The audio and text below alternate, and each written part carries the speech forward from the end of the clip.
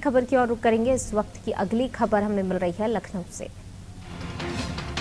आज यूपी में प्रधानमंत्री मोदी प्रचार करेंगे, महाराजगंज में जनसभा को संबोधित करेंगे। तो लगातार प्रधानमंत्री नरेंद्र मोदी खुद चुनावी मैदान में डटे हुए हैं और इसी के साथ लगातार वो प्रचार प्रसार कर रहे हैं, जनसभाओं को संबोधित कर रहे हैं। जनता के बीच तमाम उपलब्धियां यहां पर गिनाई जा रही हैं। धनेवा में जनसभा की तैयारियां पूरी हो गई हैं। समेकित विद्यालय में चुनावी जनसभा है। जिले की सभी प्रत्याशी मंच पर होंगे। मोदी महाराजगंज से बलिया के लिए रवाना होंगे। आज भी प्रधानमंत्री नरेंद्र मोदी यूपी में मोर्चा संभालेंगे, यूपी में प्रचार प्रसार करेंगे, जनसभा को संबोधित करेंगे। महाराजगंज में जनसभा को संबोधित करने पहुंचेंगे प्रधानमंत्री नरेंद्र मोदी। वहीं धनेवा में भी जनसभा की तैयारियां पूरी हो गई हैं। समेकित विद्यालय में चुनावी जनसभा रखी गई है, जिसको प्रधानमंत्री नरेंद्र मोदी संबोधित करेंगे। जिले के सभी प्रत्याशी मंच पर होंगे। मोदी महाराजगंज से बलिया के लिए रवाना होंगे। ज्यादा जानकारी के लिए सीधे रुख कर लेते हैं संवाददाता अशफाक का। अशफाक हमारे साथ लगातार बने हुए हैं। अशफाक, यूपी में प्रधानमंत्री मोदी लगातार डटे हुए हैं, लगातार जनता के बीच पहुंच रहे हैं। अपने पार्टी के प्रत्याशियों के लिए जनता से वोट की अपील बार बार यहां पर प्रधानमंत्री नरेंद्र मोदी की तरफ से की जा रही है। आज भी दौरे पर रहने वाले हैं यूपी के, क्या कुछ आज का उनका पूरा कार्यक्रम रहने वाला है? जैसा आपने बताया कि प्रधानमंत्री नरेंद्र मोदी लगातार उत्तर प्रदेश के दौरे पर, आज उनका दौरा महाराजगंज और बलिया में है। दो विधान जो महाराजगंज में जो उनकी रैली है वो जिले की 5 विधानसभा सीट की संयुक्त रैली है और एक जो है कुशीनगर की जो है सीट के भी जो उम्मीदवार है उनको भी बुलाया गया। इसी तरीके से बलिया जो सदर में उनकी रैली होनी है, वहां पर बलिया जिले के सभी उम्मीदवार बीजेपी के मौजूद रहेंगे प्रधानमंत्री की जनसभा में।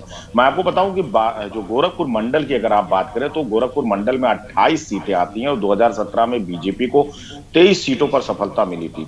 अगर 2022 की बात करें तो इस बार चुनाव थोड़ा सा अलग दिख रहा है इस इलाके में। दरअसल यहां पर जो है ब्राह्मण वोट को लेकर बड़ी खींचातानी चल रही बीजेपी और समाजवादी पार्टी में। ब्राह्मण चेहरे में बड़ा नाम जो है हरिशंकर तिवारी, उनके बेटे, उनका खानदान जो है इस वक्त समाजवादी पार्टी के साथ है। दूसरी बात मैं आपको बताऊं कि यहाँ निषाद वोट की भी बड़ी इंपॉर्टेंस है गोरखपुर मंडल में और निषाद पार्टी से बीजेपी का गठबंधन है। तो कहीं ना कहीं जो 28 सीट है इसकी जो लड़ाई है वो देखी जा रही है और खास बात यह कि इस बार लड़ाई एक तरफा नहीं दिख रही है। दूसरी चीज ये कि खुद जो है अखिलेश यादव इस इलाके में लगातार जो है दौरे कर रहे हैं। प्रियंका गांधी भी दौरा अभी 2 दिन से लगातार इस इलाके में थी। तो कहीं ना कहीं जो है सभी राजनीतिक दल जो है इन सीटों पर, इन इलाकों में अपनी पकड़ मजबूत करना चाहते हैं और बीजेपी के लिए चुनौती ये है कि जो 28 सीटों में 23 सीटें उसने जीती थी पिछली बार जो सफलता मिली थी, उसको कैसे वो जो है अपने पास रिटेन कर रखे और सीटों पर बढ़ोतरी करें। जी पूनम।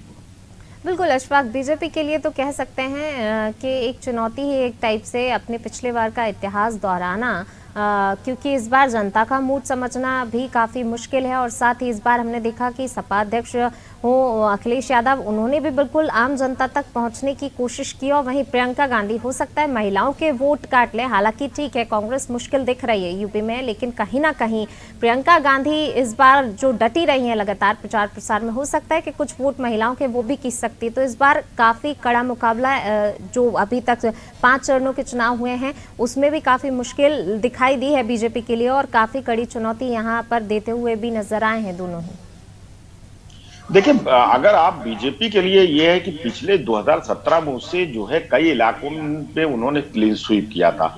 इस बार उसे जो वो 5 साल सत्ता में रही है तो मुद्दे यानी जो एंटी कंपेंसेंसी है वो बीजेपी के खिलाफ ही हो सकती है, दूसरी पार्टियों के खिलाफ नहीं है कि उसे वो सफलता भी दोहरानी है और तमाम जो है जो बीजेपी अपने काम को बता रही है उसे भी बताना है। लेकिन जो अगर जन समस्याओं की बात करें, जो मुद्दों की बात करें, जो विपक्ष खासतौर पर उठा रहा है वो बेरोजगारी का मुद्दा उठा रहा है। प्रियंका गांधी महिलाओं की सुरक्षा को लेकर, युवाओं को रोजगार को लेकर उठा रही है और वही जो है समाजवादी पार्टी जो है 2 मुद्दे बहुत उठा रही है, खासतौर पर ब्राह्मणों को लेकर वो बड़ा जो उनका अटैक रहा है और दूसरी चीज जो ओबीसी के 3 मंत्री इस्तीफा देकर आए थे, ओबीसी कार्ड जो समाजवादी पार्टी ने खेला। तो इस इलाके में कहीं ना कहीं जो है लड़ाई इस बार जो को अगर आप काउंट करें यहाँ पर इस इलाके में जो है खुले छुट्टा जानवर का भी मुद्दा बहुत बड़ा है। बाढ़ हर साल आती है उसका भी मुद्दा रहता है। तो कहीं ना कहीं इस बार जो मतदाता है वो जो है अपने मुद्दे पर बात कर रहा है। वोट किसको देता है ये अलग चीज है, लेकिन मुद्दों पर बात करता नजर आता है, और ये लोकतंत्र के लिए बहुत अच्छा है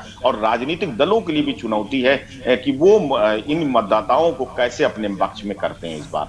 जी जी अशफाक, बने रहिए आप हमारे साथ, मैं लौटूंगी आपके पास। तो बिल्कुल जो है लगातार प्रधानमंत्री नरेंद्र मोदी डटे हुए हैं। हालांकि बीजेपी इतिहास दोहराना चाहती है और साथ ही अन्य पार्टियों को भी देखे तो वो भी कोई कोर कसर